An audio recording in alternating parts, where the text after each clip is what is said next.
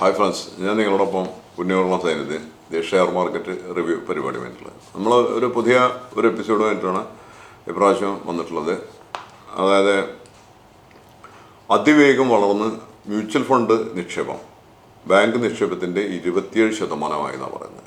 Bank നിക്ഷേപം വളരെ മുന്നിലായിട്ട് ആണ് ഉണ്ടായിരുന്നത്. പക്ഷേ ഇപ്പോൾ ഈ മ്യൂച്വൽ ഫണ്ടുകളൊക്കെ തന്നെ ഈ ബാങ്കിനൊപ്പം തന്നെ അതിൻ്റെ അടുത്ത് ഈ ബാങ്ക് നിക്ഷേപത്തിൻ്റെ ഒപ്പം തന്നെ വളർന്നുകൊണ്ടിരിക്കുകയാണ്, അല്ലെങ്കിൽ അതിനേക്കാൾ നല്ലൊരു തോതിൽ വളർന്നുകൊണ്ടിരിക്കുകയാണ്. ഈ ഒരു സാഹചര്യം എന്താണെന്ന് നമുക്ക് നോക്കാം. മ്യൂച്വൽ ഫണ്ടുകളെക്കുറിച്ചുള്ള അവബോധം വർദ്ധിച്ചതും ഉയർന്ന ആദായ സാധ്യതയുമാണ് നിക്ഷേപകരെ വൻതോതിൽ ആകർഷിച്ചതെന്നാണ് നിരീക്ഷണം. അതായത് ബാങ്ക് കൊടുക്കുന്നതിനേക്കാളും ഉയർന്ന തോതിലുള്ള ഒരു നേട്ടം ഇതിലൂടെ കൈവരിക്കാൻ കഴിയുന്നുണ്ട് ഇത്തരം മ്യൂച്വൽ ഫണ്ടുകളിലൂടെ, പല മ്യൂച്വൽ ഫണ്ടുകളിലൂടെ. ഈ ഒരു ആകർഷണീയതയാണ് മ്യൂച്വൽ ഫണ്ടിലേക്ക് പണം വന്ന് കുമിഞ്ഞുകൂടാൻ കാരണം എന്നാണ് പറയുന്നത്. മ്യൂച്വൽ ഫണ്ടുകളിലെ മൊത്തം നിക്ഷേപം ബാങ്ക് നിക്ഷേപത്തിൻ്റെ 27% ഫ്രാങ്ക്ലിൻ ടെമ്പിൾട്ടൺ നടത്തിയ പഠനത്തിലാണ് ഈ വെളിപ്പെടുത്തൽ. ഫ്രാങ്ക്ലിൻ ടെമ്പിൾട്ടൺ എന്ന് പറയുന്നത് ഒരു അസറ്റ് മാനേജ്മെൻറ്റ് കമ്പനി തന്നെയാണ്. അതൊരു നല്ല വിദേശ മൂലധനമൊക്കെ കൂടിയുള്ള ഒരു വലിയ അങ്ങനെയുള്ളൊരു ഫണ്ടാണത്, ഒരു AMC ആണത്. 8 വർഷം കൊണ്ട് ഈ അനുപാതം ഇരട്ടിയായിട്ടുണ്ടെന്നാണ് പറഞ്ഞത്. 10 വർഷം മുമ്പ് 2014 മൊത്തം ബാങ്ക് നിക്ഷേപത്തിൻ്റെ 10.7% മാത്രമായിരുന്നു മ്യൂച്വൽ ഫണ്ടുകളുടെ അറ്റ ആസ്തി മൂല്യം. 2023 ഫെബ്രുവരിയിൽ മ്യൂച്വൽ ഫണ്ടുകളുടെ മൊത്തം ആസ്തി 54.54 ലക്ഷം കോടി രൂപയാണ്.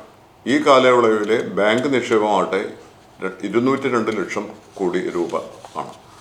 മ്യൂച്വൽ ഫണ്ടുകളെക്കുറിച്ചുള്ള അവബോധം വർദ്ധിച്ചതും ഉയർന്ന ആദായ സാധ്യതയുമാണ് നിക്ഷേപകരെ വൻതോതിൽ ആകർഷിച്ചതെന്നാണ് നിരീക്ഷണം. അതേസമയം അറ്റ ആസ്തി GDP അനുപാതം കണക്കിലെടുക്കുമ്പോൾ ഇനിയും മ്യൂച്വൽ ഫണ്ടുകൾക്ക് ഏറെ ദൂരം താണ്ടേണ്ടതായിട്ടുണ്ട്.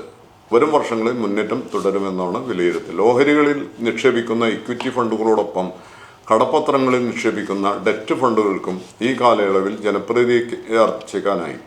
പൂർണ്ണമായും ഓഹരികളിൽ നിക്ഷേപിക്കുന്ന ഇക്വിറ്റി ഫണ്ടുകൾ, അഗ്രസീവ് ഹൈബ്രിഡ് ഫണ്ടുകൾ, ഡൈനാമിക് അസറ്റ് അലോക്കേഷൻ ഫണ്ടുകൾ, മൾട്ടി അസറ്റ് ഫണ്ടുകൾ എന്നിവ ഉൾപ്പെടെയുള്ളവ ഇവയുടെ മൊത്തം ആസ്തി ബാങ്ക് നിക്ഷേപത്തിൻ്റെ 14%. അതായത് ഇക്വിറ്റി ഫണ്ടുകളിലെ മൊത്തം നിക്ഷേപം 29 ലക്ഷം കോടി രൂപയാണെന്ന് ചുരുക്കം. അത് വലിയ മാറ്റമാണ് സംഭവിച്ചുകൊണ്ടിരിക്കുന്നത്.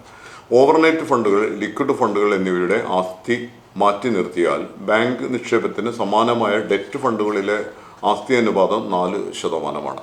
ഡെറ്റ് ഫണ്ടുകളിലെ നികുതി ആനുകൂല്യം, ഇൻഡെക്സേഷൻ ബെനിഫിറ്റ് ഒഴിവാക്കിയതോടെ വൻകിട നിക്ഷേപകരിൽ ഏറെ പേരും PMS പോലുള്ള പദ്ധതികളിലേക്ക് മാറിയിട്ടുണ്ട്.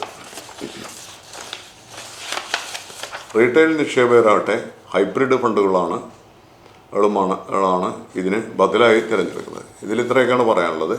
അപ്പോൾ ഇതിൻ്റെ മ്യൂച്വൽ ഫണ്ടുകളിലേക്ക് ചുരുക്കി പറഞ്ഞ് മ്യൂച്വൽ ഫണ്ടുകളിൽ ആളുകൾക്ക് പ്രിയം വർദ്ധിച്ചു വരുന്നു എന്നുള്ളതാണ്. ബാങ്ക് നിക്ഷേപത്തേക്കാൾ ആകർഷണം കാർഷികമായിട്ടുള്ള ഒരു റിട്ടേൺ കൊടുക്കുന്നത് തന്നെയാണ് അതിൻ്റെ കാരണം. അപ്പോൾ ഇനിയും മ്യൂച്വൽ ഫണ്ടുകളിലേക്ക് കൂടുതൽ സമ്പത്ത് കുമിഞ്ഞുകൂടും, കൂടുതൽ ക്യാഷ് ഫ്ലോ ഉണ്ടാവുമെന്നാണ് വിദഗ്ധന്മാർ പറഞ്ഞത്. അതിൽ ഇത്രയൊക്കെ പറയാനുള്ളത്. വീഡിയോ എല്ലാവരും ഷെയർ ചെയ്യുക, ലൈക്ക് ചെയ്യുക, കമൻറ്റുകൾ എഴുതുക.